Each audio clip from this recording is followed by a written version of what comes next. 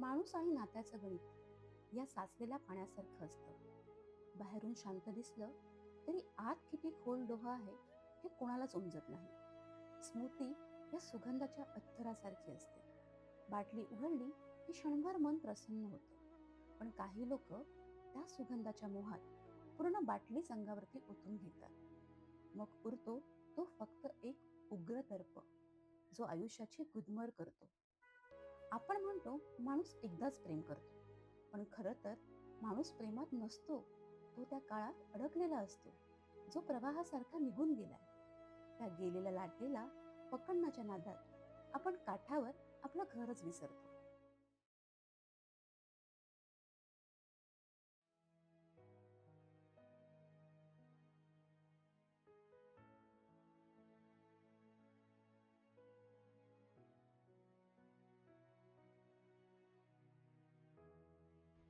आणि 20 वर्षानंतर तुला भेटल्यावर असं वाटलं, जसं हे पाणी आहे ना, तसंच तू सुद्धा आहेस.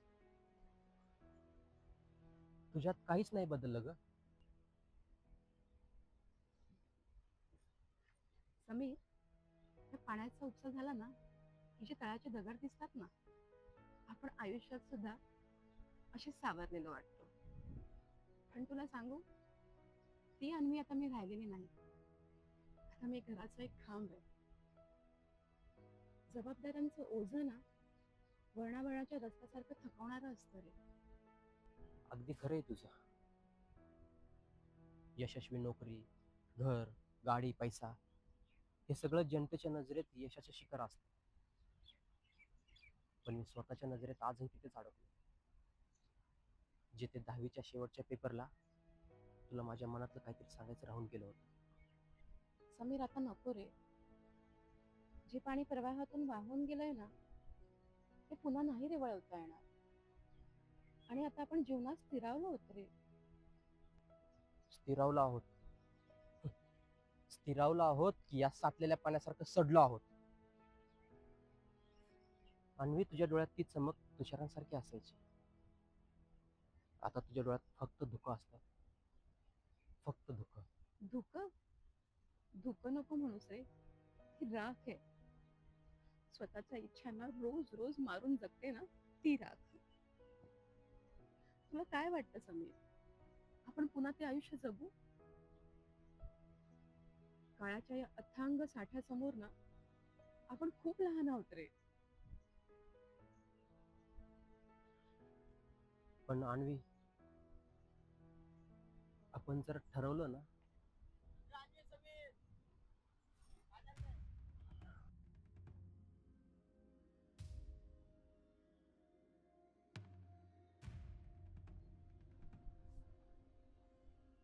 तुम्ही दोघं जण इकडे काय करताय?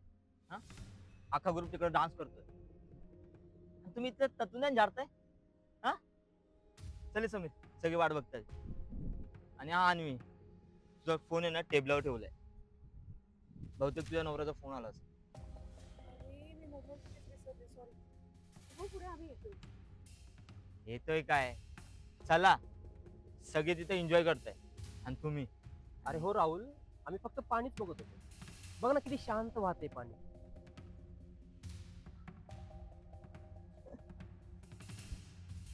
पाणी आहे ना, तोपर्यंत शांत असतं, तोपर्यंत त्यात कोणी दगड मार.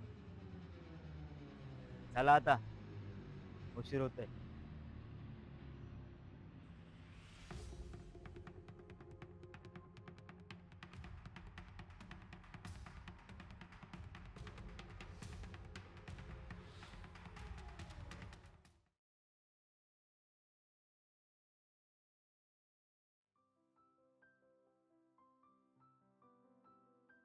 सुरुवातीला हे फक्त मैत्री वाटत होतं, पण हळूहळू हा मोबाईल आयुष्याचा ऑक्सिजन झाला. घर परक वाटू लागलं. आणि समीरचा एक मेसेज म्हणजे रणरणत्या उन्हात पावसाच्या सरीसारखा वाटू लागला.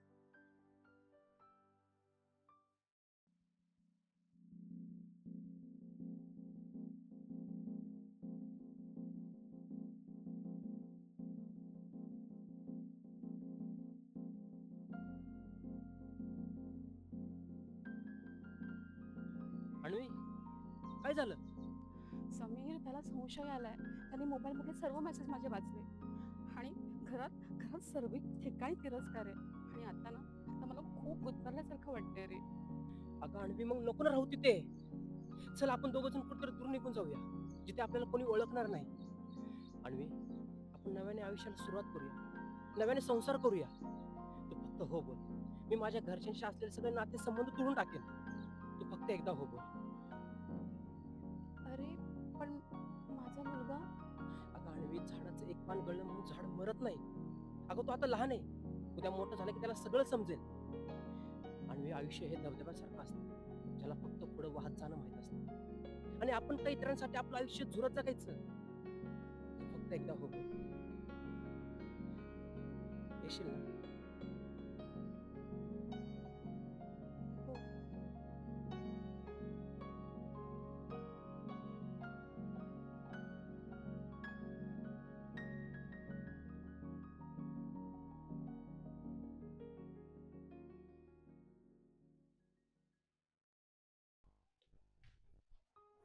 विचार केलेला आणि काय करायला लागतं आयुष्याचं. काय विचार केला आणि काय भोगायला लागतं मीच झालंय. काय चालली का तुझी बडबड?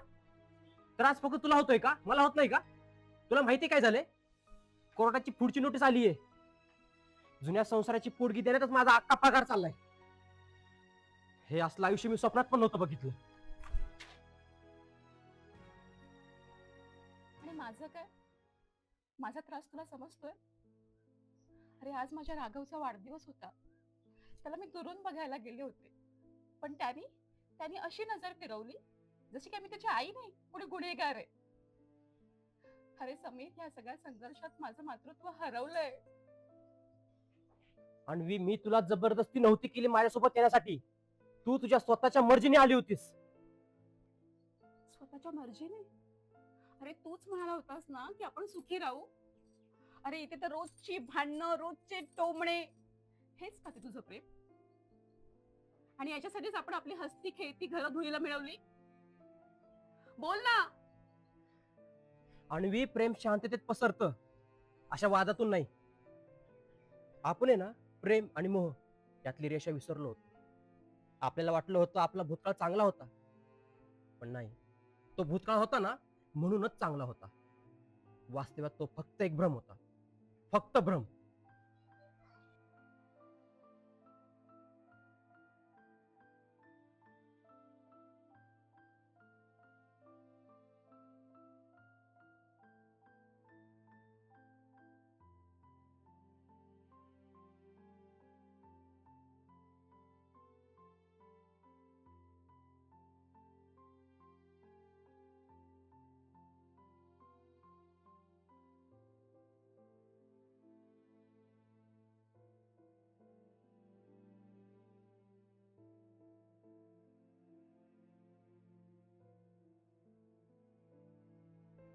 निसर्ग सुंदर असतो, पण तिथलं पाणी तहान भागवण्यासाठी असतं, त्यात बुडून मरण्यासाठी नाही. गेट टुगेदर मध्ये मित्र भेटावे, जुना जखमा नकोत. चाळीशीतलं हे आकर्षण प्रेम नसतं, तो एक मोह असतो.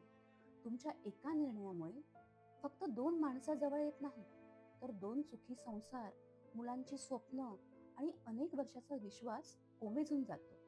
नाती जपताना घराची राख करू नका, कारण एकदा राख झाली ना की पुन्हा घर उभं राहत नाही, फक्त धूर उरतो.